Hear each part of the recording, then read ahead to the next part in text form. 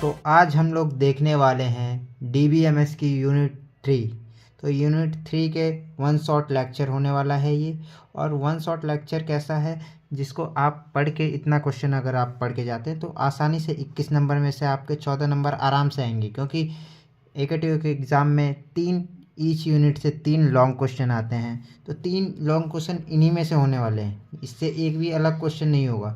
थोड़ा बहुत numerical value change हो सकती है, नहीं तो यही होंगे, ठीक है। तो यदि आप लोग ये पढ़ लेते हैं तो आपके 14 नंबर पक्के हैं, कंफर्म है, 100% है। तो इसको चलिए स्टार्ट करते हैं। तो सबसे पहले आता है what is functional dependency, explain the procedure of calculating the canonical cover of a given functional dependency। ये जो canonical cover का है ये न्यूमेरिकल है, और ये फंक्शनल डिपेंडेंसी है ये है थ्योरी। तो ये क्वेश्चन भी आता है आपका, ठीक है। दूसरा आता है what is 1NF 2NF 3NF BCNF 4NF and 5NF। तो ये नॉर्मल फॉर्म्स हैं, ये सारी नॉर्मल फॉर्म्स है। इसमें से आपको किन्हीं 2 पूछ सकता है कोई, मान लीजिए 1NF 2NF पूछ ले, या 3NF BCNF पूछ ले, या डिफरेंस पूछ ले, मतलब इनमें से कोई 2 आपसे पूछ सकता है, ठीक है। दूसरा क्वेश्चन ये हो गया। तीसरा क्वेश्चन क्या होता है, तीसरा क्वेश्चन ये छोटे छोटे टॉपिक है, तो इसी वजह से इनको क्या करता है कि 2 क्वेश्चन को एक साथ 7 मार्क्स में पूछ लेगा। मान लीजिए मल्टी वैल्यू डिपेंडेंसी और जॉइंट डिपेंडेंसी पूछ लेगा, ये सब पूछ लेगा, या ट्रिगर या मल्टी वैल्यू डिपेंडेंसी पूछ लेगा। कभी कभी ये मल्टी वैल्यू डिपेंडेंसी अकेले भी पूछ लेता है, ठीक है। तो यहाँ से आपका ये तीसरा क्वेश्चन हो जाएगा। चौथा, न्यूमेरिकल कौन कौन से होते हैं, find minimal cover for functional dependency. ये जो कैनोनिकल कवर या मिनिमल कवर कहा जा रहा है ये वही है, दोनों एक ही वो है, ठीक है। तीसरा क्वेश्चन, इसमें दूसरा टाइप का जो न्यूमेरिकल आता है, convert one normal form to another normal form, ठीक है। तो अब देख लेते हैं हम लोग इसका दूसरा वाला जो है 5वां क्वेश्चन। तो 5वां क्वेश्चन इसका क्या आता है, हमारा 5वां क्वेश्चन आता है दोस्तों कि 5वां क्वेश्चन आपका आ जाता है decomposition, lossy and lossless decomposition. तो ये कभी कभी 2 नंबर में पूछ लेता है, 7 नंबर में पूछ सकता है। तो चलिए इसी के साथ स्टार्ट करते हैं इस यूनिट को। तो सबसे पहले हम देखने वाले फंक्शनल डिपेंडेंसी क्या होती है। तो फंक्शनल डिपेंडेंसी क्या होती है, फंक्शनल डिपेंडेंसी नाम से ही पता चल रहा है कि मतलब जो फंक्शनल होंगे, जो फंक्शंस होंगे वो एक दूसरे पर डिपेंड करेंगे। जैसे कि x डिटरमाइंस y, इसको क्या पढ़ा जाएगा, x डिटरमाइंस y। मतलब क्या है इसका कि यदि हमें x की वैल्यू पता है तो हम y की वैल्यू को पता कर लेंगे, ठीक है। इसको रियल वर्ल्ड से एग्जांपल लेते हैं। जैसे कि आपके पास एक मारुति सुजुकी की कार है, ठीक है। मारुति सुजुकी की कोई मॉडल कार है, उस कार का मॉडल हम मान लेते हैं कोई कार, मुझे याद नहीं, पता नहीं चल रहा है कौन सी होगी, पर मान लेते हैं उसका टोयोटा वरना मान लेते हैं। वरना जो है मारुति सुजुकी की है, ठीक है। तो क्या मैं ये बता सकता हूँ, जब मारुति सुजुकी मेरे को पता होगा तो मैं क्या बता सकता हूँ कि मेरे पास कौन सी कार है, नहीं। कि किसी बंदे को मैं बता दूँ कि मेरे पास मारुति की कार है, तो वो बता पाएगा कि मेरे पास कौन सी कार है, नहीं बता पाएगा, क्योंकि मेरे पास कोई सी भी कार हो सकती है, तो नहीं बता पाएगा। यदि मैं ये कहूँ कि मेरे पास एक वरना की कार है तो वो बता देगा, हाँ वो बिल्कुल बता देगा कि हाँ ये मारुति सुजुकी की कार है, ठीक है। तो मतलब ये जो है ये फंक्शनल डिपेंडेंसी नहीं है, मतलब ए मारुति डिटरमाइंस वरना, ये मारुति वरना का पता नहीं लगा पा रही है, बल्कि वरना यदि पता हो कार नेम तो हम इजीली बता सकते हैं कि हाँ ये मारुति सुजुकी की जो कार है ये है। तो ये आपको रियल वर्ल्ड एग्जांपल मैंने दे दिया है, तो इसको आप पढ़ लेते हैं, इसका वो definition. Functional dependency is a relationship between 2 attributes in a database table. जो होता है ये 2 एट्रीब्यूट्स, इनको एट्रीब्यूट्स बोला जाता है। तो ये 2 एट्रीब्यूट्स के बीच का रिलेशनशिप होता है, ठीक है। A functional dependency is a set of rules that defines a column in a table uniquely determines the value of another column। मतलब जैसे ये टेबल है, यहाँ पे ये x है, ये y है, ये किसके लिए क्या होगा, कॉलम हो गए, ये भी कॉलम हो गए। तो ये वही कह रहा है कि एक जो टेबल का एक कॉलम दूसरे कॉलम को यूनिकली आइडेंटिफाई कर सके। मतलब ये अगर पता हो हमें तो ये बता दें हम। जैसे कि यदि हमें रोल नंबर स्टूडेंट का पता है तो स्टूडेंट का नाम हम बता दें, ठीक है। तो वही हो गया functional dependency. X Y, X की वैल्यू 1 to 6 या वाई की वैल्यू भी कुछ भी ले लेते हैं। तो क्या वह एक्स ये इसके लिए फॉलो कर रहा है। यदि एक्स की वैल्यू हमें पता है तो वाई की वैल्यू हम बता देंगे। हाँ, एक्स की वैल्यू 1 है तो वाई की वैल्यू 5 है। एक्स की वैल्यू 2 है तो वाई की वैल्यू 5 है, ठीक है, बता दे रहे हैं। ऐसे ही सबका बता देंगे। लेकिन क्या इसमें बता पाएंगे हम लोग। जैसे कि मान लेते हैं क्या एक्स की वैल्यू मुझे पता है तो वाई की वैल्यू बता पाऊँगा मैं। आप कहेंगे हाँ इसमें भी बता दोगे, क्यों। तो चलिए देख सकते हैं, मैं बता देता हूँ कि इसमें नहीं बता पाऊँगा। जैसे मैं आपसे पूछता हूँ कि x बराबर 3 होगा, x बराबर 3 होगा तो y बराबर क्या होगा। तो y बराबर सर यहाँ पे तो ये 0 भी है, ये 1 भी है। तो ये तो यूनिकली आइडेंटिफाई हम नहीं कर पा रहे हैं। तो क्या हो गया, ये फंक्शनल डिपेंडेंसी नहीं है, क्योंकि हम x की वैल्यू पता है, x डिटरमाइंस y नहीं कर पा रहा है, मतलब x y का पता नहीं लगा पा रहा है। तो इसी को कहते हैं फंक्शनल डिपेंडेंसी, ठीक है। टाइप ऑफ फंक्शनल डिपेंडेंसी कौन कौन सी होती हैं। तो टाइप्स में सबसे पहला आता है trivial functional dependency. Trivial functional dependency में क्या होता है, एक्स डिटरमाइंस वाई। ये एग्जांपल लेते हैं, मैं बता देता हूँ आपको। ट्रिवियल में क्या होता है कि वाई जो होगा वो एक्स का ही पार्ट होगा। नहीं समझ पाया ना, कोई बात नहीं, इसे और आसान लैंग्वेज में बता देते हैं। ऐसे ए बी सी दिया है, ठीक है, ए बी सी या ए बी टू बी दिया है। तो जो ट्रिवियल में होगा वो जो बी जो होगा वो ऑलरेडी पार्ट होगा इस साइड का। आर एच एस जो पार्ट होगा, are H S is the part of already part of L H S. जो ये राइट साइड का है वो है एट्रीब्यूट है, ये किसका पार्ट होगा, एल एच एस का पार्ट होगा, ठीक है, एल एच एस इस साइड वाले का पार्ट होगा। तो इसी को कहा जाता है trivial L H S, trivial functional dependency. देख सकते हैं, if the R H S is already is a part of L H S, are H S जो है इस साइड का जो पार्ट है ये ऑलरेडी इसका पार्ट है। तो इसको क्या लिखा जा सकता है, इसको लिखा जा सकता है y is the subset of x। Subset मतलब कि मतलब x के पास ज़्यादा कुछ चीज़ें हैं और y जो है वो इन्हीं में से कुछ को लेके बना हुआ है। मान लीजिए यहाँ पे कई सारी चीज़ें हैं और y जो है इन दोनों को लेके बना हुआ है। तो मतलब कि y is the subset of x है। इसको कैसे देख लेते हैं, रोल नंबर नेम। तो रोल नंबर और नेम हो गया, डिटरमाइंस नेम। तो इसमें जो नेम है ये इस साइड भी है जो राइट साइड में है। तो ये ट्रिवियल फंक्शनल डिपेंडेंसी हो गई। नॉन ट्रिवियल फंक्शनल डिपेंडेंसी मतलब कि जो इधर वाला जो है एट्रीब्यूट है वो इधर वाले का पार्ट ना हो, बस इतना ही डिफरेंस है। तो इधर वाले का पार्ट ना हो तो इन दोनों में अगर कॉमन देखेंगे हम, यूनियन करेंगे, इंटरसेक्शन करेंगे तो इनमें कुछ कॉमन आएगा ना।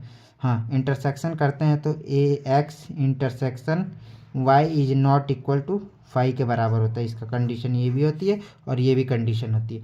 और जो नॉन ट्रिवियल होगी इसमें कुछ मैच ही नहीं करेगा, मतलब इस साइड वाला पार्ट जो है वो इसका पार्ट नहीं होगा। जैसे कि if the R H S is not part of L H S, A determines B, तो ए इंटरसेक्शन बी किया तो 5 आया, ठीक है, सिंपली। नेम आई डी ये दोनों अलग है, इसका ये वाला पार्ट है ही नहीं, तो ठीक है, ये हो गया आपका दो तरीके की हो गई। अब तीसरे तरीके की जो आती है फंक्शनल डिपेंडेंसी वो होती है हमारी मल्टी वैल्यू डिपेंडेंसी। तो multi value dependency is the very important for AKTU examination. तो देख लेते हैं multi value dependency occur when one attribute determines multiple independent value of another attributes. इतना आपको डेफिनेशन याद करना है, ठीक है। तो क्या कह रहा है इसमें, multi value dependency occur when one attribute, मतलब one attribute determines multiple independent value of another attribute.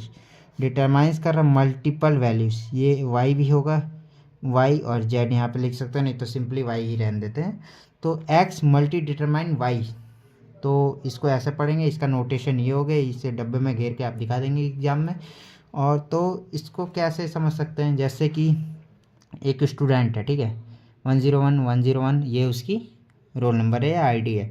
उसकी कितनी हॉबी हो सकती है? एक स्टूडेंट का मतलब एक स्टूडेंट को क्रिकेट खेलना भी पसंद हो सकता है, उसको म्यूजिक सुनना भी पसंद हो सकता है, और फिर से उसको क्रिकेट खेलना या फुटबॉल खेलना हो सकता है पसंद, ठीक है। उसके पास मल्टीपल फ़ोन नंबर भी हो सकता है, मल्टीपल फ़ोन नंबर, ठीक है, स्टूडेंट के पास। तो क्या हो गया कि x student ID determine multi value dependency hobby and phone number. मतलब कि ये एक्स की वैल्यू जो ये एक्स है, एक्स डिटरमाइन वाई है जो, ठीक है, ये एक्स की तरह कंसीडर कर रहे हैं, ये पूरे को वाई की तरह कंसीडर करना है। तो मतलब a student can have multiple hobbies, they can also have multiple phone number, but a hobby is not related to a phone number. मतलब कि ये और ये एक दूसरे से रिलेटेड नहीं है, पर ये इसी के एट्रीब्यूट्स हैं, मतलब मल्टी वैल्यू एट्रीब्यूट है, पर इन दोनों का कोई संबंध नहीं है आपस में, एक दूसरे पर डिपेंडेंट नहीं है एक दूसरे पर।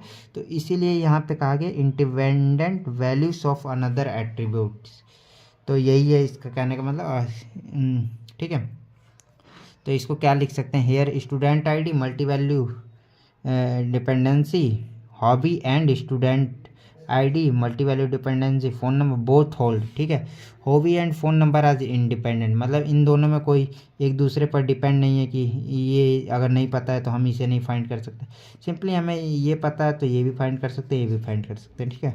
How to identify multi value dependency? तो मल्टी वैल्यू डिपेंडेंसी को फाइंड करने के लिए if one attribute X has multiple values that are independent of another attribute then multi value exist, multi value dependency exist, ठीक है।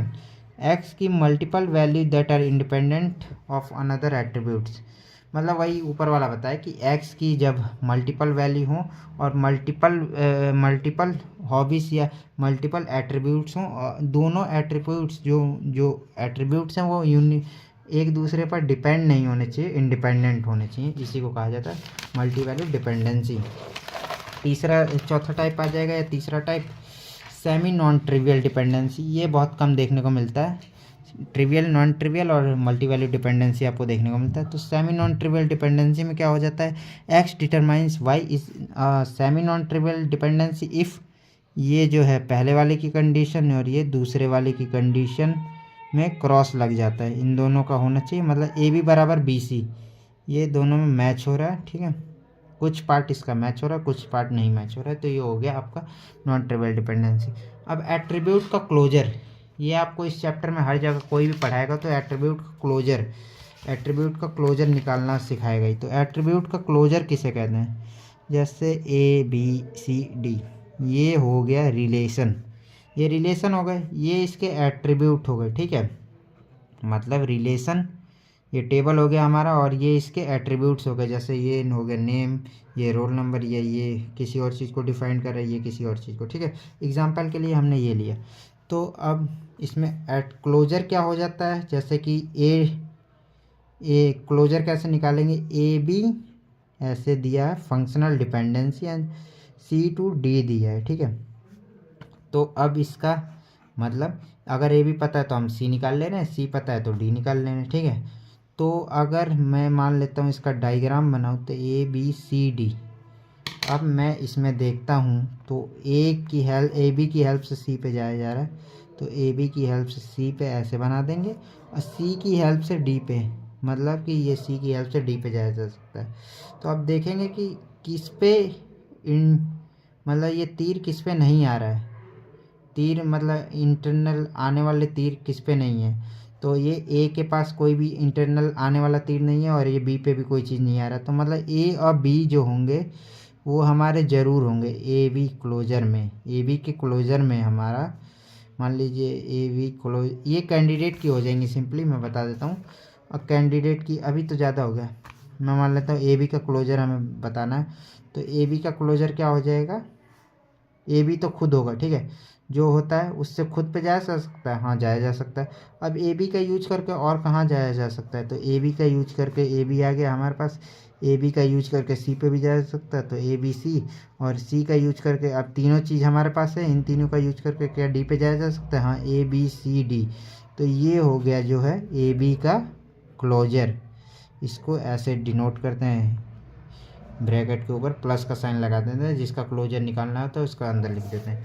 तो जैसे ये एग्जांपल हो गया, ये हो गया हमारा रिलेशन, ये हो गए फंक्शनल डिपेंडेंसी। अब हमारा ए का क्लोजर पूछ रहा है, तो ए से कहाँ कहाँ पे जाया जा सकता है, तो ए से बी पे जाया जा सकता है, तो ए से खुद ए पे, ए का क्लोजर खुद ए भी होगा, ध्यान रखना। ए से क्या ए पे जाया जा सकता है, हाँ जाया जा सकता है बिल्कुल। तो ए का क्लोजर ए खुद होगा। फिर अब हमारे पास ए से और कहाँ जाया जा सकता है, बी पे जाया जा सकता है। अब हमारे पास ये दोनों चीज़ आ गए क्लोजर में, तो अब इन दोनों का यूज करके कहीं और जाया जा सकता है क्या, इन दोनों का यूज करके इसमें कहीं और जाया जा सकता है। मान लीजिए यहाँ पे बी पता हो यदि हमें, तो बी पता है हमें, तो सी पे हम पहुँच सकते हैं, तो बी सी भी हो गया। अब सी पता है तो डी पे भी पहुँच सकते हैं, कि डी पता है तो ई पे भी पहुँचा जा सकता है, ठीक है। तो ए बी सी डी ई इसके ए के क्लोजर होगा, ठीक है। अब मान लेते हैं मैं बी का क्लोजर निकालूँ, आपको बताऊँ, तो बी का क्लोजर क्या हो जाएगा, सिंपली क्या करना है, बी का क्लोजर सबसे पहले जो नंबर या डिजिट है उसको ले लेंगे खुद, कि वो खुद का क्लोजर होगा, उससे खुद पे पहुंचा जा सकता है। अब बी से ए पे पहुंचा जा सकता है, बी से ए पे नहीं पहुंचा जा सकता है। बी से सी पे पहुंचा जा सकता है, हाँ सी पे पहुंचा जा सकता है।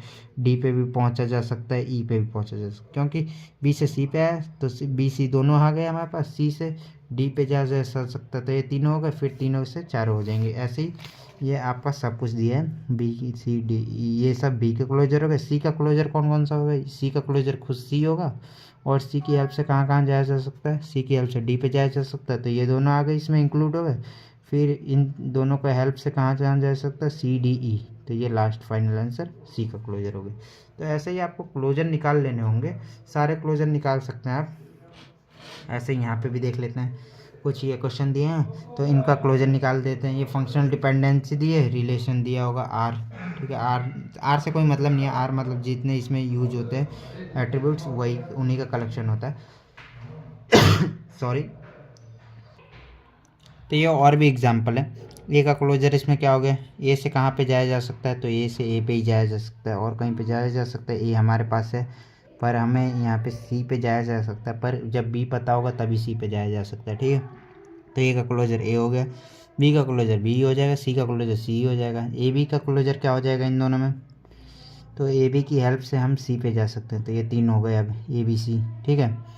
अब क्या, ए बी सी हमारे तीनों हो गए इनकी हेल्प से, ए बी की हेल्प से। फिर ए बी सी हैं, तो क्या बी सी ऑलरेडी है, तो बी सी की हेल्प से यहाँ पे ए डी पे भी जा सकते हैं, मतलब डी भी आ जाएगा। मतलब जिसकी हेल्प से जहाँ जहाँ जाया जा सकता है उसको लिख देंगे, ठीक है। सिंपल कहने का मतलब ये है। सबसे बढ़िया आप ये वाला मेथड यूज करना, जब भी ऐसा क्वेश्चन आए तो R A B C D, ठीक है। ये जैसे फंक्शनल डिपेंडेंसी दिया था, तो इसको आप ए बी सी डी ऐसे लिख लेना। फिर ए से बी पे जा रहा है तो ए से बी पे तीर कर देना, बी से सी पे जा रहा है तो सी पे तीर कर देना, सी से डी पे जा रहा है तो डी पे तीर कर देना, ठीक है। और डी से ई पे जा रहा है, ई पे तीर कर देना। अब किसी का भी क्लोजर पूछे तो आप आसानी से बता सकते हैं। ए का क्लोजर क्या हो जाएगा, ए से कहाँ कहाँ जाया जा सकता है, ए से खुद ए पे भी जाया जा सकता है, ठीक है। जिसका क्लोजर निकालना होता है वो खुद का क्लोजर होता है, तो ए से बी पे भी जाया जा सकता है, बी से ए से और कहाँ जा सकता है, सी पे जा सकता है, हाँ सी पे डी पे ई पे, पांचों पे जाया जा सकता है इसके थ्रू। तो ये हो गया आपका ए का क्लोजर। ऐसे ही आप ये सारे निकाल लेंगे। चलिए तो अब देखते हैं मिनिमल कवर, जो फाइंड करने के लिए आता है, इंपॉर्टेंट क्वेश्चन है मिनिमल कवर, कैनोनिकल कवर। तो इसमें मिनिमल कवर का मतलब मिनिमल कवर करते ही क्यों हैं, हमें ज़रूरत क्या पड़ती है मिनिमल कवर की। तो minimal cover, the objective of minimal cover is to reduce eliminates the redundant F Ds, मतलब एक्स्ट्रा एफ डी, एक्स्ट्रा जो फंक्शनल डिपेंडेंसी जो ये ऐसे था सी टू डी या ए टू बी या ये सब था, तो इन सब को एक्स्ट्रा जो डिपेंडेंसी है इनको रिमूव करने के लिए हम मान लीजिए कि हम सी से ए बी से सी पे पहुँच रहे हैं, ठीक है, और डी से ई पे पहुँच रहे हैं, और बी से भी सी पे पहुँच रहे हैं। तो क्या मैं ए बी से भी सी पे पहुंच रहा हूँ, ठीक है, और बी से भी, सिर्फ बी से भी सी पे पहुंच रहा हूँ, तो क्या मुझे ये रखने की ज़रूरत है? नहीं। इसको मैं डेटाबेस में क्यों रखूँगा? मेरे को ज़रूरत ही नहीं, क्योंकि मैं सी को कैसे प्राप्त कर सकता हूँ? बी की हेल्प से ही कर सकता हूँ। तो ए रखने की ज़रूरत ही क्या है? एक्स्ट्रा, ए तो एक्स्ट्रा है ना। तो इसीलिए इसको रिड्यूस करने के लिए, इसको कम करने के लिए यूज़ होता है मिनिमल कवर का। तो इसके स्टेप क्या क्या होते हैं? तो मिनिमल कवर का स्टेप होता है, 3 स्टेप होते हैं। तो पहला स्टेप होता है split functional dependency that are arches condition contain single attribute. जैसे ये हो गया, तो पहली प्रॉपर्टी क्या कहती है कि ये ऐसे जो ए डिटरमाइन बी सी है, तो ये जो RHS है, ठीक है, इस साइड ये सिंगल वैल्यू होनी चाहिए। तो इसको सिंगल वैल्यू कैसे करेंगे? इन दोनों, ये दो वैल्यू है तो ए से बी पे कर देते हैं और फिर से ए से सी पे कर देते हैं। तो इस तरह से ये सिंगल वैल्यू एट्रीब्यूट हो जाएगी। ये RHS जो है वो सिंगल वैल्यू हो जाएंगे। तो सिंगल वैल्यू हो गए। अब इनको, जैसे अब मैंने बताया था, इधर का भी सिंगल वैल्यू नहीं करेंगे। जैसे ABC है, इधर का DE है, तो ABC को अभी छोड़ देंगे, अभी इसको D लिख देंगे, ABC फिर E लिख देंगे इसको, ठीक है। इसको इन दोनों में कन्वर्ट कर देंगे, फिर इसको रेड्यूस कर देंगे, जो मैंने यहाँ पे बताया कि एक्स्ट्रा वाली को हटा देंगे। फिर जो देखेंगे कि ABCD है, इफ़ अब RHS साइड में एक सिंगल वैल्यू किया था, अब LHS साइड में लास्ट में सिंगल वैल्यू कर देंगे। तो तीसरा स्टेप वही है, पहला इस साइड सिंगल वैल्यू करेंगे, दूसरा स्टेप रेड्यूस कर देंगे उनको, मतलब कि डिलीट कर देंगे जो एक्स्ट्रा डिपेंडेंसी होंगी, और तीसरा है कि जो इस साइड के अब टपल्स हैं, अब इन सब को इस साइड वो कर देंगे, क्या कर देंगे? सिंगल वैल्यू कर देंगे, ठीक है। तो चलिए इसके क्वेश्चन देख लेते हैं। तो क्वेश्चन को सबसे पहले मैं एक क्वेश्चन कैसा बताऊं, जैसे कि ये है आपका, यहाँ पे दिया हुआ है फंक्शनल डिपेंडेंसी दिया हुआ है। इसको आसानी के साथ बताने के लिए मेरे को ऐसे नोट कर लेता हूँ, A to B, C to B, D to A, B, C, AC to D, ठीक है। ये दिया हुआ है फंक्शनल डिपेंडेंसी। R दिया होगा ABCD D तक है ना, हाँ।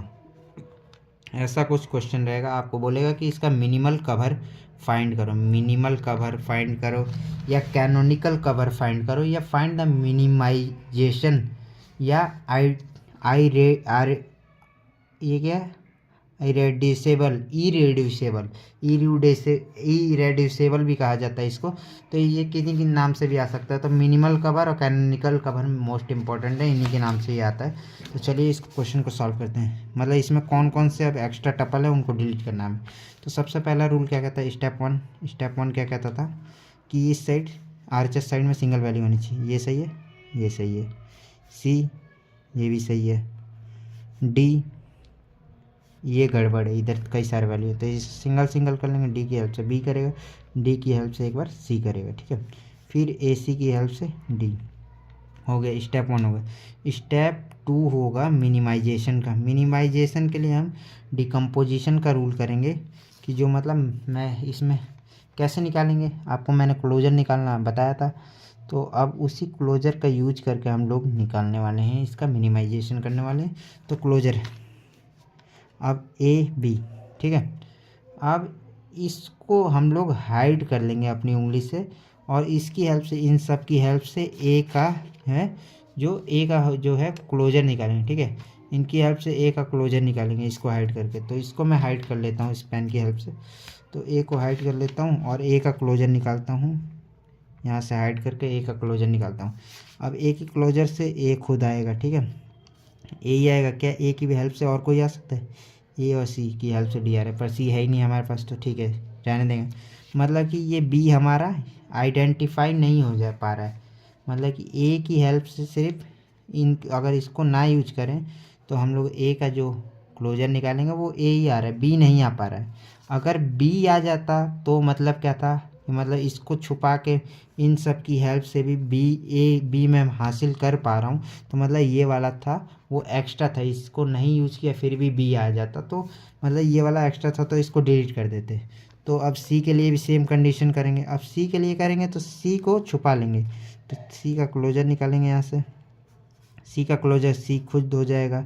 अब बी वाले को इसको हाइड कर लेंगे। अब सी की हेल्प से क्या और कोई आ रहा है, नहीं आ पा रहा है, मतलब कि बी नहीं निकल पा रहा है, तो मतलब सी को भी रहने देंगे, ये भी काम का है क्योंकि बी लाने के लिए इसका यूज हो रहा है, कहीं और से बी नहीं आ पा रहा है सी की हेल्प से। तो अब डी का यही काम डी के लिए भी करेंगे, डी का प्लस ए करेंगे।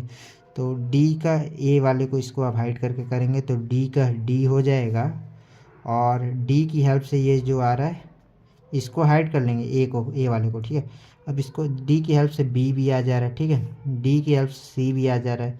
अब ए आ पा रहा है क्या डी की हेल्प से अकेले, इसको हाइड करके। तो इन तीनों की हेल्प से क्लोजर निकालेंगे डी का, तो ये जो है ये कैसे निकल पाएगा, ये निकल पा रहा है कहीं से, सी की हेल्प से बी आ रहा है, डी की हेल्प से नहीं, ए नहीं निकल पा रहा, तो नहीं हो पाएगा ये भी। तो अब इस वाले डी के लिए निकालेंगे डी प्लस, क्लोजर निकालेंगे इस वाले बी के लिए, तो अब इसको हाइड करके निकालेंगे, ठीक है। अब क्या बी फाइंड कर पाएंगे क्या हम, डी की हेल्प से डी हो जाएगा खुद, डी की हेल्प से ए भी आ रहा है तो ए भी हो जाएगा, डी की हेल्प से सी भी आ रहा है, सी भी हो जाएगा। अब क्या डी की हेल्प से बी को फाइंड किया जा सकता है, इसको हाइड करके, इसको हम छुपा लें, इसको ना यूज करें, तब भी फाइंड कर सकते हैं। हमारे पास डी है, ए है, सी है, ठीक है। तो डी की हेल्प से यहाँ पे ए की हेल्प से गौर कीजिएगा कि यहाँ पे बी आ रहा है, मतलब कि बी को हम लोग इसको छुपा ले रहे हैं, इसको यूज नहीं कर रहे हैं इनको, तो भी हमारा बी आ जा रहा है, मतलब कि बी आ गया। तो क्या है, इसको ना यूज करें तो भी इससे कोई मतलब ही नहीं है, इसको यूज करें या ना यूज करें तो भी तो बी आ ही रहा है, तो हम लोग इसको डिलीट कर देंगे। यही होता है मिनिमाइजेशन करने का तरीका, तो इसको हम लोग मिनिमाइज कर दिए। अब इसको आगे के लिए फर्दर यूज नहीं करेंगे कैलकुलेशन में, तो इसको डिलीट कर दिए सिंपली, ठीक है। अब इसके लिए चेक करेंगे तो डी प्लस, डी से डी आ गया, इसको छुपाना है, इसको छुपा के सी आ रहा है क्या, डी से ए आ गया, ए से बी आ गया, अब सी नहीं आ पा रहा सर, तो सी से नहीं आ पा रहा सी, तो अब सी को इसको रहने देंगे, ए सी को देखेंगे, ए सी इक्वल टू डी, तो ए सी इसको छुपाना है, इसको छुपा के क्लोजर लाना है, डी लाना है। ए की हेल्प से बी आ रहा है, सी की हेल्प से बी आ रहा है, तो ए भी है, सी भी है, ए भी है हमारे पास, सी भी है, तो इन दोनों को क्लोजर ये खुद हो जाएगा। ए भी है तो ए की हेल्प से बी आ रहा है, सी भी हो गया, तो सी, डी क्या आ रहा है ना, क्या डी नहीं आ पा रहा है, तो ए सी की हेल्प से डी नहीं आ पा रहा है, तो इसको भी रहने देंगे। मतलब क्या हुआ, एक यही एक्स्ट्रा था तो इसी को हमने रिमूव कर दिया, ठीक है। अब ये हो गया हमारा दूसरा स्टेप कंप्लीट। तीसरा स्टेप क्या होता है कि जो ये डबल वैल्यू है इनको सिंगल करते हैं, तो तीसरा स्टेप स्टेप थ्री हो गया। तो स्टेप थ्री में ए सी टू डी।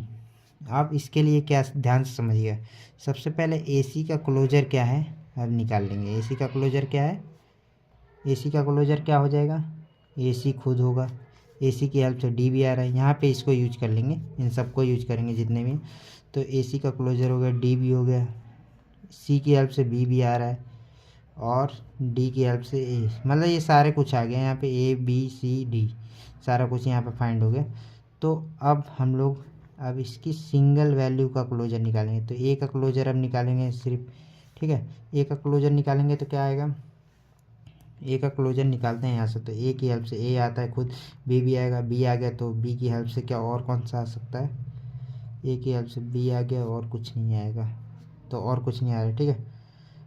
और यहाँ पे ऐसे कर लेंगे, यहाँ पे अब इसके सी का भी क्लोजर निकालेंगे, सी का क्लोजर निकालेंगे तो क्या आएगा, इसका निकालेंगे तो सी खुद आएगा, सी की हेल्प से बी आ रहा है, अब बी की हेल्प से भी कुछ नहीं आ रहा है, ठीक है।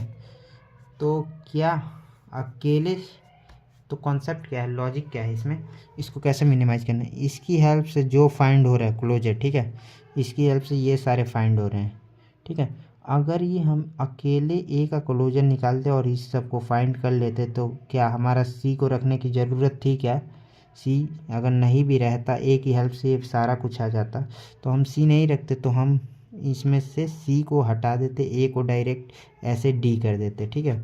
अगर ऐसा ये सारा कुछ डी सी और डी इसकी हेल्प से फाइंड हो जाता, तो अगर सिर्फ ए मान लीजिए सी की हेल्प से अकेले ये सब फाइंड हो जाता, तो हम लोग ए को नहीं रखते, क्या ज़रूरत है रखने की, जब सी अकेला इन सब को फाइंड कर लेता, अगर यहाँ पे ए भी आ जाता, यहाँ पे डी भी आ जाता, तो ये वैल्यू बराबर है, मतलब सी अकेला इन सब को अकेला फाइंड कर सकता है, तो ए को रखने की जरूरत नहीं है, तो ए डिलीट हो जाता है। तो आप कॉन्सेप्ट समझे, तो यही है कॉन्सेप्ट। तो यहाँ पे ए और सी दोनों ज़रूरी हैं, तो दोनों को रखना ज़रूरी है। तो इसी वजह से अब हम लोग इसको सिंगल सिंगल वैल्यू कर देंगे, इसको ए और सी रख देंगे। तो यहाँ से ए डी सिंपली इसको सिंगल कर लेंगे या वैसे भी रख देंगे, तो यहाँ से डिलीट नहीं हुआ, क्योंकि डिलीट नहीं हुआ तो ऐसे ही रख देंगे, ठीक है।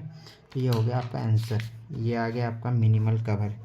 ये सारा कुछ प्रोसेस वही चीज़ मैंने लिखा है यहाँ पे, हाइड करके। तो फाइंड रेड्यूस रिडंडेंसी, ए या बी को हाइड करना है सबसे पहले, फिर ए का क्लोजर निकालना है। यदि बी आ जाता है, बी नहीं आएगा, बी आ जाता है तो मतलब ये एक्स्ट्रा था, इसको कट कर देंगे, हाइड किया हुआ है। तो अगर नहीं आ रहा है तो नॉट एक्स्ट्रा है, वही लिख दिए, not extra not extra not extra.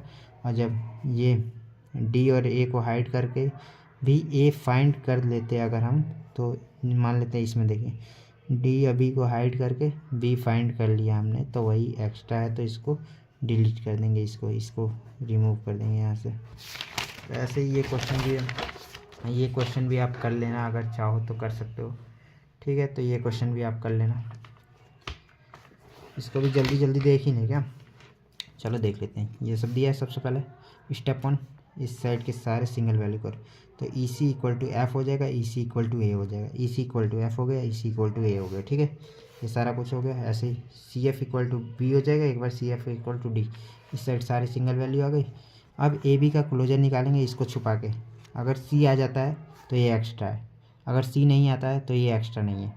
जैसे ए सी डी का क्लोजर निकाला, इसको छुपा के, तो अगर बी आ जाता है तो ये एक्स्ट्रा था। मतलब यदि ए सी डी का यूज करके हम निकाल पा रहे हैं इनकी हेल्प से, इन सब की हेल्प से इसको छुपा के करेंगे, तो हमारा बी आ जाएगा, मतलब ये एक्स्ट्रा था, तो इसको डिलीट मार देंगे। वैसे ये भी डिलीट मार देंगे, ये भी डिलीट मार देंगे, ठीक है। तो वैसे ये सब हो गया। अब इन सब के लिए भी वही सेम कॉन्सेप्ट यूज किया है। यदि ए बी इस चीज़ को निकाल रहा है, पूरे चीज़ को, ठीक है, तो अकेला ए भी अगर ये पूरे चीज़ को निकाल लेता तो यहाँ से बी रिमूव कर देते। अगर बी अकेला इस पूरे चीज़ को निकाल लेता तो ए को रिमूव कर देते, पर ऐसा नहीं है। ए अकेला कुछ नहीं कर पा रहे, ए को निकाल पा रहे, बी को ही निकाल पा रहे, तो इसको रिमूव नहीं करेंगे, ठीक है। तो अब नेक्स्ट टॉपिक देख लेते हैं, कैंडिडेट की क्या होती है, मैंने की आपको पिछली बार भी पढ़ाया था, अभी पढ़ा देता हूँ। मिनिमल सुपर की कॉल्ड कैंडिडेट की, ठीक है। जो सबसे कम सुपर की होती है उसे कैंडिडेट की कहा जाता है, ठीक है। कैंडिडेट की सिंपली वो होती है जो प्राइमरी की बन सकती थी, लेकिन डेटाबेस एडमिनिस्ट्रेटर ने उसे चूज नहीं किया प्राइमरी के लिए, तो ठीक है। तो ये हो गया कैंडिडेट की। प्राइम एट्रीब्यूट क्या हो गया, it is a part of candidate की यूनिक आइडेंटिफिकेशन में कंट्रीब्यूट करता है, ठीक है। यूनिकली आइडेंटिफिकेशन में प्राइम एट्रीब्यूट हेल्प करता है। तो सिंपली मैं समझा देता हूँ आपको नॉन प्राइम एट्रीब्यूट क्या होते हैं। तो यहाँ पे प्राइम और नॉन प्राइम एट्रीब्यूट देख लेते हैं। जैसे ए बी सी डी, ठीक है, ए बी सी डी, कुछ ऐसे ए बी टू सी है, सी टू डी है, ठीक है, ऐसा कुछ है। आपको फंक्शनल डिपेंडेंसी दिया है, तो इसको कैसे रिप्रेजेंट करें, ए बी सी डी, आसान सा मेथड में बता रहा हूँ। ए बी की हेल्प से, यहाँ पे ए बी की हेल्प से सी पे है ना, तो ये सी पे बना देंगे ए बी की हेल्प से, ठीक है, और सी की हेल्प से डी पे है, तो यहाँ पे सी की हेल्प से डी पे बना देंगे ऑल्सो। यहाँ पे इसको ऐसे लिख सकते हैं या इधर से लगा देते हैं, चलिए कन्फ्यूजन ना हो इसके लिए, तो इधर से लगा दी मैंने। अब इस पे देखेंगे किस पे इंटरनल वो नहीं है, इन दोनों पे नहीं है, इन दोनों पे नहीं है, तो ये क्या हो जाएगी, कैंडिडेट की हो जाएगी। ए बी की हेल्प से सी और डी को फाइंड किया जा सकता है, मतलब जिसकी हेल्प से पूरे यूनिकली आइडेंटिफाई इन सब का पता लगा लिया जाए, रिलेशन का, हर एक रिलेशन का, उसको कहता जाता है कैंडिडेट की। तो अब हाउ टू फाइंड कैंडिडेट की, फर्स्ट फाइंड सुपर की, चेक मिनिमल सुपर की। सबसे पहले सुपर की फाइंड करेंगे और उसमें मिनिमल फाइंड कर लेंगे, तो वो कैंडिडेट की हो जाती है। तो सबसे पहले इसकी सुपर की फाइंड करते हैं। तो सुपर की वही कॉन्सेप्ट है, इन दोनों का यूज करके इन सबको फाइंड किया जा सकता है सबको। तो ये हो गया सुपर की।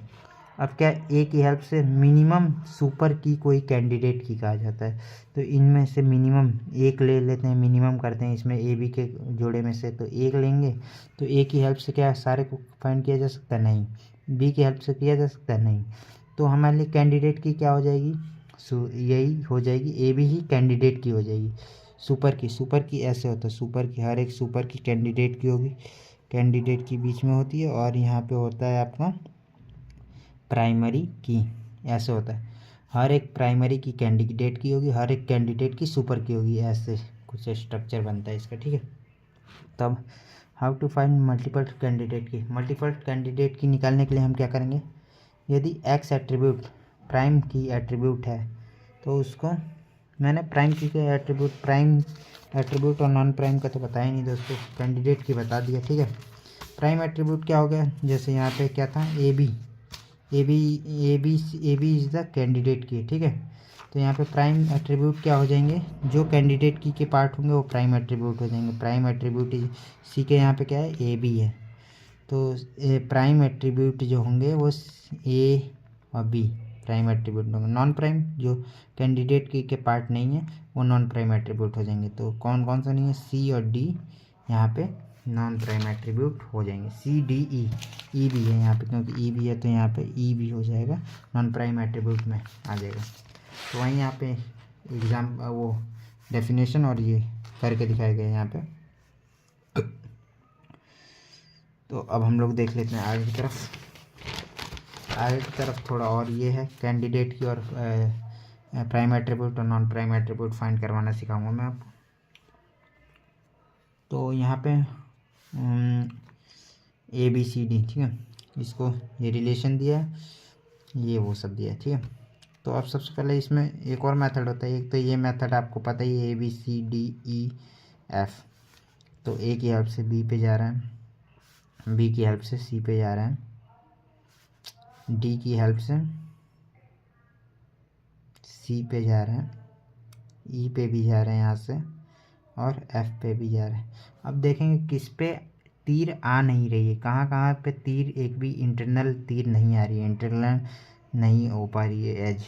तो यहाँ पे ए और डी पे इंटरनल एज नहीं है, मतलब ए और डी की हेल्प से हम लोग ये पूरे को फाइंड कर सकते हैं इजीली, ठीक है। तो ए डी का क्लोजर निकालेंगे यहाँ से, ए है डी है तो ए डी खुद का खुद होगा, ए की हेल्प से बी को निकाल ले रहे हैं, अब बी है तो बी की हेल्प से सी भी निकल जाएगा, सी की हेल्प बी, और यहाँ पे डी है, डी तो पहले से ही था इसमें, तो डी की हेल्प से ई एफ को निकाला जा सकता है। तो ये सबका हो गया। तो कैंडिडेट क्या होती है? ये सुपर की हो गई। अब सुपर की मिनिमम सुपर की, अब इनमें से ए की हेल्प से इन सबको नहीं निकाला जा सकता, ठीक है। बी की हेल्प से भी इन सबको नहीं, डी की हेल्प से भी इन सबको नहीं निकाला जा सकता। तो हमारे लिए जो है क्या, सुपर की ही कैंडिडेट की बन जाएगी, ठीक है। तो प्राइम एट्रीब्यूट क्या होते हैं? जो कैंडिडेट की में पार्ट होते हैं वो प्राइम एट्रीब्यूट होते हैं। तो ये कैंडिडेट की में कौन कौन से हैं? ए और डी प्राइम कैंडिडेट की है, तो ए और D is the candidate key and prime attribute. और नॉन प्राइम कौन कौन से हो जाएंगे? यहाँ पे C D E F non prime attribute हो जाएंगे, ठीक है। तो अब चलते हैं नॉर्मलाइजेशन पढ़ते हैं, ये इम्पोर्टेंट है नॉर्मलाइजेशन, अभी भी बहुत सारा बचा हुआ है, तो इसमें नॉर्मलाइजेशन पढ़ते हैं। नॉर्मलाइजेशन क्यों यूज होता है? Database design use to organise data, remove redundancy, duplicate data and avoid anomalies, ठीक है। तो एनोमलीज क्या होता है? अवॉइड करने के लिए एनोमलीज को यूज किया जाता है। रिडंडेंसी, रिमूव रिडंडेंसी मतलब डुप्लीकेट डेटा को रिमूव करने के लिए यूज होता है नॉर्मलाइजेशन का यूज। तो इसके टाइप कौन कौन से होते हैं? 1NF, 2NF, 3NF, BCNF, 4NF and 5NF। तो सिंपली हम लोग देख लेते हैं। यहाँ पे मैं आपको बता देता हूँ, आप लोगों को दिखा दूँ कि अनोमलीज क्या होती हैं। अनोमलीज इन DBMS मतलब कि अनोमलीज इज अ प्रॉब्लम और error like as update, insert, delete issues that occurs due to poor database design and data redundancy। Anomalies मतलब प्रॉब्लम होती है जब हम डेटाबेस डिज़ाइन करते हैं तो कुछ ऐड, इंसर्ट या डिलीट करने में कुछ हमें प्रॉब्लम फेस करनी पड़ती है, उन्हीं को एनोमलीज कहा जाता है। तो इसको एग्जांपल से बताता हूँ इधर, तो एग्जांपल से आसानी से समझ में आएगा। तो एनोमलीज कितने टाइप की होती हैं? अपडेट एनोमलीज, और यहाँ पे इंसर्ट एनोमलीज होती हैं और डिलीट एनोमलीज होती हैं। ठीक है, 3 टाइप के एनोमलीज हो गए। अब इसको हम लोग डायग्राम की हेल्प से देख लेते हैं। तो डायग्राम की हेल्प से मैं बता देता हूँ। इंसर्ट में क्या हो गया, ये मान लीजिए हमारे पास एक टेबल है।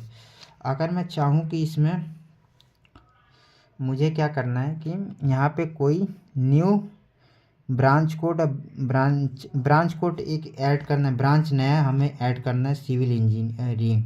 ठीक है, CSE, ये मान लीजिए CSE है, ये भी CSE है, ये CBSE। अब सिविल इंजीनियरिंग हमें ऐड करनी है यहाँ पे। तो मैं यहाँ पे क्या कर सकता हूँ, ये प्राइमरी की है, तो प्राइमरी की नॉट नल होता है। मतलब कि हम डेटाबेस में ऐसा ऑर्गेनाइज डेटा करते हैं कि कोई भी वैल्यू या सेल खाली ना हो। ठीक है, तो यहाँ पे मुझे ये ऐड करना है, तो इसको मैं ऐड करना चाहता तो हूँ पर कर नहीं पाऊँगा क्योंकि मुझे ये इन्फॉर्मेशन की भी नीड है, इसीलिए।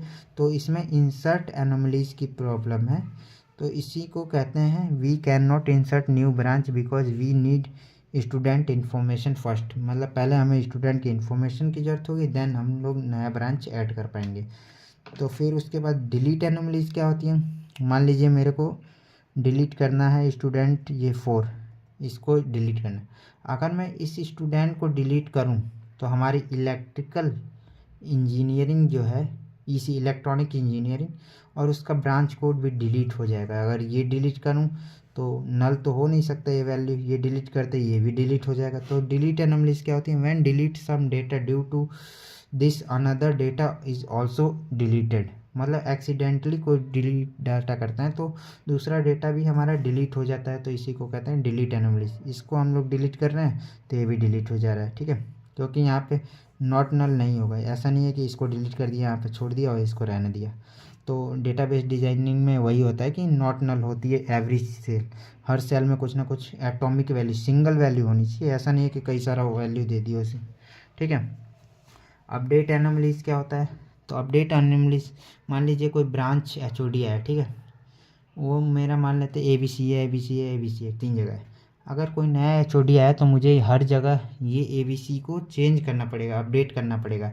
If we change the name branch of HOD we need update multiple places. तो ये हमारे लिए क्या है, मल्टीपल टाइम्स एक ही चीज़ को बार बार करना पड़ेगा। तो ये क्या है, अपडेट प्रॉब्लम है। तो ये आसानी से नहीं हो पाएगा क्योंकि इसी की वजह से हमारी दिक्कत हो जाएगा। तो ये हो गई हमारी अपडेट एनोमलीज। तो ये 3 तरीके की एनोमलीज आप लिख के आ सकते हैं। इसका आप स्क्रीनशॉट या देख सकते हैं, ये पढ़ सकते हैं एक बार में। और इधर है जो अपडेट एनोमलीज है। ठीक है, तो इसको आप पढ़ लेना एक बार। अब नॉर्मलाइजेशन फॉर्म किस लिए यूज होता है, वो अभी पीछे बताया कि डाटा को रिडंडेंसी को हटाने के लिए यूज होता है। ठीक है, रिडंडेंस डाटा को हटाने के लिए यूज होता है। और क्या होता है, अवॉइड एनोमलीज, मतलब एनोमलीज ये सब प्रॉब्लम ना है इसलिए यूज होता है। तो 1NF क्या होता है, relation R is in 1NF condition क्या है, R does not contain any multi value attribute. मतलब इसकी जो 1NF की कंडीशन है वो सिंगल सी है कि यहाँ पे मैंने लिखा है 1NF एटॉमिक वैल्यू रखेगा। ठीक है, सिंगल वैल्यू रखेगा इस सेल में। जैसे कि ये रोल नंबर है, ये कोर्स है। मान लीजिए एक को स्टूडेंट के पास 2 कोर्स में इनरोल किए, पर वो कोर्स को ऐसे कॉमा लगा के नहीं लिख सकते क्योंकि ये मल्टी वैल्यू एट्रीब्यूट है। तो इसको कॉमा लगा के नहीं लिखेगा, ये इसको ऐसे लिख देगा, दो रो में लिख देगा और इसको C और जावा बना देगा। ठीक है, तो एटॉमिक वैल्यू मतलब कि एक ही वैल्यू होनी चाहिए हर एक सेल में। ठीक है, और डिफ़ॉल्ट जो होता है डेटाबेस वो 1NF में ही होता है, पहले से ही 1NF में होता है। ठीक है, 2NF क्या हो गया, 2NF में टेबल और relation must be already in 1NF। मतलब 2NF में होने के लिए टेबल का ऑलरेडी पहले से ही 1NF में होना चाहिए, तभी वो 2NF में होगा। ठीक है, तो 2NF में ये हो गया। और दूसरा क्या है, all prime non prime attribute should be fully functional dependent on candidate की। कैंडिडेट की मैंने बताया आपको कि क्या होता है कैंडिडेट की कैंडिडेट की वही होती है जैसे इनकी हेल्प से, जिसकी हेल्प से मिनिमम सुपर की, जिसकी हेल्प से ये सारे एट्रीब्यूट फाइंड किए जा सके। तो हमारे पास EC यहाँ पे कैंडिडेट किया है, तो EC की हेल्प से जो EC है, ठीक है, जो ये फंक्शनल डिपेंडेंसी, ये क्वेश्चन दिया है, तो इसमें देख लेते हैं कौन कौन सी पार्शियल या फंक्शनल डिपेंडेंसी है। तो ये C एफ पार्शियल डिपेंडेंसी है, ये भी पार्शियल डिपेंडेंसी है। ई सी ये फुली डिपेंडेंसी है। ए बी ये भी फुली डिपेंडेंसी है। तो तुमने बताया कि मैंने पढ़ के बता दिया, तो कहूँगा ये तो समझ ही में नहीं आया कुछ कि क्या बताया। तो चलिए मैं समझा देता हूँ एक बार। तो कैंडिडेट की जो कैंडिडेट की है, यदि कोई नॉन प्राइम एट्रीब्यूट, मतलब कि ये ई सी तो प्राइम एट्रीब्यूट हो जाएंगे और ये A B D F non prime attribute हो जाए। जब एक नॉन प्राइम एट्रीब्यूट जो है वो डिपेंडेंट होता है पूरे कैंडिडेट की पे, अगर ये दो है तो इन दोनों पे अगर नॉन प्राइम एट्रीब्यूट पूरे पे अगर डिपेंड होता है तो उसे क्या कहा जाता है, फुली डिपेंडेंसी। अगर ये इसके मान लीजिए ये नॉन प्राइम एट्रीब्यूट ए है, ठीक है, ए जो है सिर्फ सी पे डिपेंड करता है, तो ये क्या हो जाएगा, पार्शियल डिपेंडेंसी। सी एफ, तो सी एफ क्या है, मान लीजिए सी इज़ द पार्ट ऑफ इसका पार्ट है, ठीक है। पार्शियल का मतलब कि आधे पे डिपेंडेंट है। जो ये नॉन प्राइम एट्रीब्यूट है इस साइड वाला, वो पूरे पे नहीं बल्कि आधे पे ही डिपेंडेंट करता है, इसी वजह से ये हो जाएगा आपका पार्शियल डिपेंडेंसी। तो इसके लिए ये कंडीशन हो गई, ठीक है। अब तीसरी कंडीशन क्या हो जाती है, तीसरी कंडीशन आपका हो जाता है थर्ड नॉर्मल फॉर्म। तो थर्ड नॉर्मल फॉर्म के लिए क्या होना चाहिए, टेबल और relation must be in 2NF। Table क्या होना चाहिए हमारा, टेबल पहले से ही 1NF 2NF में होना चाहिए, 3NF के लिए। और there should be no transitive dependency. मतलब ट्रांजिटिव डिपेंडेंसी क्या हो जाती है अपनी, तो ट्रांजिटिव डिपेंडेंसी हो जाती है अपनी, लाइट में प्रॉब्लम आ रही है। तो ट्रांजिटिव डिपेंडेंसी क्या हो जाती है कि जब एक नॉन प्राइम एट्रीब्यूट दूसरे नॉन प्राइम एट्रीब्यूट को डिटरमाइन करे, ठीक है। जैसे कि यहाँ पे देख सकते हैं नॉन प्राइम एट्रीब्यूट, ये कैंडिडेट की ए बी हो गई, ठीक है, ए बी कैंडिडेट की हो गई। और यहाँ पे तो A B the prime attribute A B हो जाएगा, और जो नहीं होते पार्ट नहीं होते कैंडिडेट की वो नॉन प्राइम एट्रीब्यूट, तो C D non prime attribute हो गया। जब एक नॉन प्राइम एट्रीब्यूट को वो करे, डिटरमाइंस करे, मतलब सी डी अगर ये करता है तो ये क्या हो जाएगी, ट्रांजिटिव डिपेंडेंसी। तो इसी को कहते हैं ट्रांजिटिव डिपेंडेंसी। और इसका एक और कंडीशन है, या तो ये कंडीशन हो कि नॉन, ये नहीं होना चाहिए, मतलब कि ये नो ट्रांजिटिव डिपेंडेंसी होनी चाहिए। मतलब कि ट्रांजिटिव डिपेंडेंसी की क्या डिफिनेशन है, जब एक नॉन प्राइम एट्रीब्यूट दूसरे नॉन प्राइम एट्रीब्यूट को डिटरमाइन करे, तो ये नहीं होना चाहिए इसमें। मतलब कि इधर वाला ये नॉन प्राइम नहीं होना चाहिए। यदि इधर वाला अगर प्राइम एट्रीब्यूट होता तब तो ये चल जाता है, मतलब या तो ये कंडीशन, ये प्राइम एट्रीब्यूट, प्राइम नहीं सी के कैंडिडेट की, प्राइम एट्रीब्यूट मतलब कि कैंडिडेट की का पार्ट होता, तो कैंडिडेट की या सुपर की होता है इधर वाला, तो ये चल जाता। यदि इधर वाला जो है नॉन प्राइम नहीं होता, इधर वाला मान लेते हैं प्राइम एट्रीब्यूट होता, मान लेते हैं यहाँ पे बी होता, तो ये भी चल जाता, ठीक है। तो इसका दो कंडीशन है वही कि या तो एक्स फॉलो ये करे तो एक्स डिटरमाइन वाई करे तो एक्स इज सुपर की या कैंडिडेट की होनी चाहिए, या फिर वाई इज प्राइम एट्रीब्यूट होना चाहिए। या तो ये कंडीशन फॉलो कर दे या तो ये कंडीशन फॉलो करे, ये होना चाहिए 3NF के लिए। और क्या नहीं होना चाहिए, no transitive dependency. No transitive dependency क्या है, जब एक नॉन प्राइम एट्रीब्यूट दूसरे नॉन प्राइम एट्रीब्यूट को डिटरमाइन करे। घुमा फिरा के बात वही कह रहा है सब, बस थोड़ा कहने का तरीका अलग है। यहाँ पे ये सुपर की कर दे रहा है, सुपर की क्या होती है, प्राइम एट्रीब्यूट होता है, और कैंडिडेट की भी प्राइम एट्रीब्यूट ही होता है। तो इधर वाला या तो प्राइम एट्रीब्यूट हो, मतलब कि ये नॉन प्राइम ना हो, ये भी नॉन प्राइम ना हो, और ये भी नॉन प्राइम ना हो, या तो ये प्राइम हो या कैंडिडेट की हो, या ये प्राइम हो, ठीक है। तो कोई सी भी कंडीशन हो जाएगा।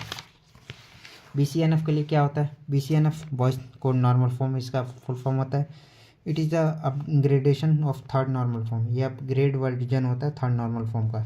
तो इसमें क्या क्या होना चाहिए, तो इसके लिए क्या होना चाहिए आपका, सबसे पहले टेबल जो है हमारा वो होना चाहिए आपका BCNF के लिए। आप देख सकते हैं मैं दूसरे नोट्स दिया है, ऑलरेडी टेबल मस्ट 3NF में होना चाहिए, और हर डिटरमाइंड कैंडिडेट की या होना चाहिए, ठीक है। डिटरमिनेंट कौन सा होता है, ये तो एक्स जो है ये डिटर्मिनेंट है, ये क्या है ये डिटर्मिनेंट है, एक्स डिटरमाइन वाई, तो ये डिटरमिनेंट, ठीक है। तो ये कैंडिडेट की होना चाहिए, ठीक है। अब 4NF के लिए क्या क्या होना चाहिए, तो table must be in 3 BCNF में होना चाहिए टेबल पहले से ही। रिमूव ऑल मल्टीपल डिपेंडेंसी, मतलब मल्टीपल डिपेंडेंसी नहीं होनी चाहिए। जो मैंने आपको शुरुआत में कॉन्सेप्ट बनाया था A मल्टी वैल्यूड Y, तो ऐसा नहीं होना चाहिए इसमें, ठीक है। तो अब 5th NF पढ़ लेते हैं। तो 5th NF क्या होता है कि table must be already in 4NF and lossless decomposition, ठीक है। तो ये हो गया 5th NF के लिए। तो मैं नोट्स पे आ जाता हूँ,